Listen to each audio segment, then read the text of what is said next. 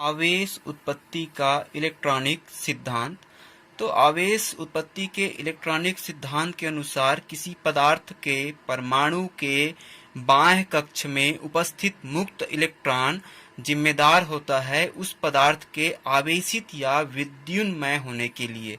तो इसको आइए समझते हैं कि किसी पदार्थ के बाह्य परमाणु के बाह्य कक्ष में उपस्थित इलेक्ट्रॉन किस प्रकार से जिम्मेदार होता है उस पदार्थ के आवेशित या विद्युन्मय होने के लिए। तो इसके लिए हम एक पदार्थ बना लेते हैं। मान लो ये कोई पदार्थ है, ऐसा हमको मान के चलना है, हमको इन सारी चीजों को एज्यूम करना होगा। मान लो ये कोई पदार्थ है, तो हम पिछले कक्षाओं में हमने पढ़ा है और हमको पता है कि पदार्थ जो है छोटे छोटे अणुओं से मिलकर के बना हुआ होता है। पदार्थ जो है कई बहुत सारे अणुओं से मिलकर के बना हुआ होता है। तो मान लो ये इस प्रकार से अणु से मिलकर के बना हुआ है। ये पदार्थ जो है इस बहुत सारे अणुओं से मिलकर के ये इस प्रकार से बना हुआ है। ये सब चीजें हमको एज्यूम करना होगा।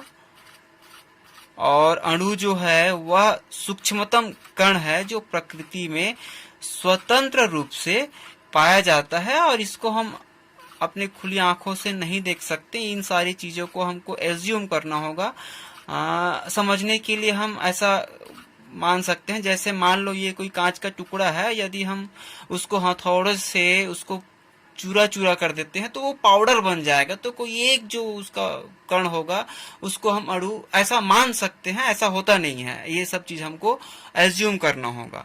और ये अणु जो है एक या एक से अधिक परमाणुओं से मिलकर के बना हुआ होता है। तो ये इस प्रकार से ये सारे अणु जो है परमाणुओं से मिलकर के बना हुआ होता है। परमाणु अणु से भी सूक्ष्मतम कण है, उसको भी हम नहीं देख सकते, उसको भी हमको एज्यूम करना होगा। इन सारी चीजों को एज्यूम करके चलना होगा, कल्पना करना होगा। तो इस प्रकार से पदार्थ जो है बना हुआ होता है। हमने इलेक्ट्रॉनिक सिद्धांत में क्या देखा, किसी पदार्थ के परमाणु के बाह्य कक्ष में उपस्थित मुक्त इलेक्ट्रॉन जिम्मेदार होता है उस पदार्थ के आवेशित या विद्युन्मय होने के लिए। तो किसी एक परमाणु को ले लेते हैं। मान लो इस अणु का इस परमाणु को हम ले लिए। अब इसको समझने के लिए मैं थोड़ा सा बड़ा बना रहा हूं। मान लो ये अणु जो है ये कुछ ऐसा है, ये बहुत छोटा होता है, हमको इसको एज्यूम करना होगा। आप एज्यूम करते चलिए, सब समझ में आएगा। तो ये परमाणु है और परमाणु का समस्त द्रव्यमान जो है उसके केंद्रीय भाग में केंद्रित होता है। तो मान लो इस परमाणु का केंद्रीय भाग या केंद्र जो है यह है। तो इस परमाणु का जिसको हम यहाँ बड़ा बनाए हैं अच्छे से समझने के लिए, इसका सारा द्रव्यमान इस पर केंद्रित होता है, जिसको कहते हैं नाभिक, जिसको कहते हैं नाभिक। नाभिक में दो कण पाए जाते हैं, प्रोटॉन और न्यूट्रॉन।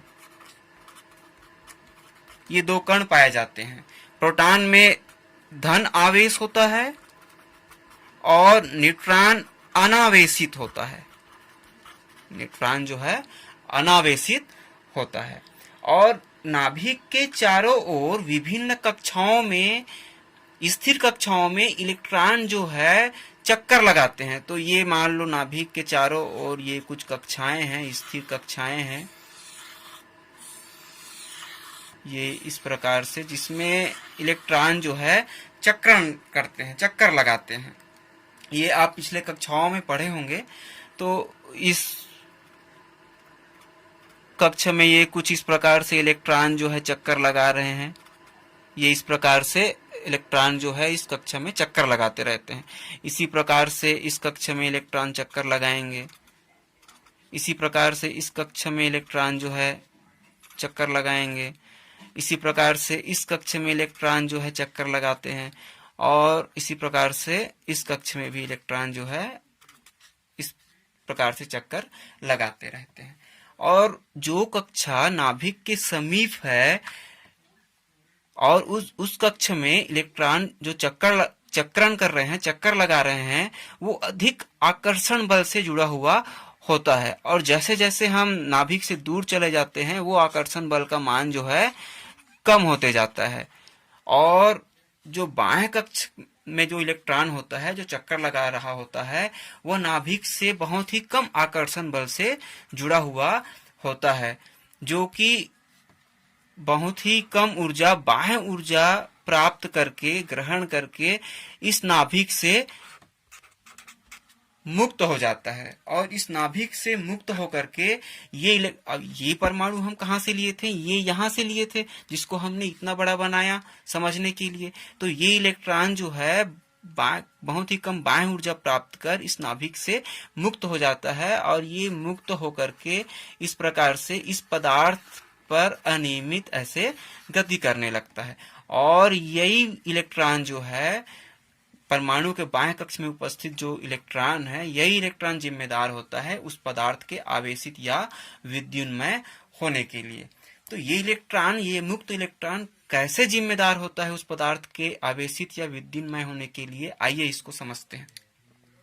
पिछली कक्षा में हमने पढ़ा कि एक कांच का राड है जिसको हम रेशम के कपड़े से घर्षण कराते हैं या उस कांच के छड़ में रगड़ते हैं, तो क्या होता है, कांच के छड़ से इलेक्ट्रॉन जो है निकल करके रेशम के कपड़े में आ जाता है। ये हम पिछली कक्षा में पढ़े हैं।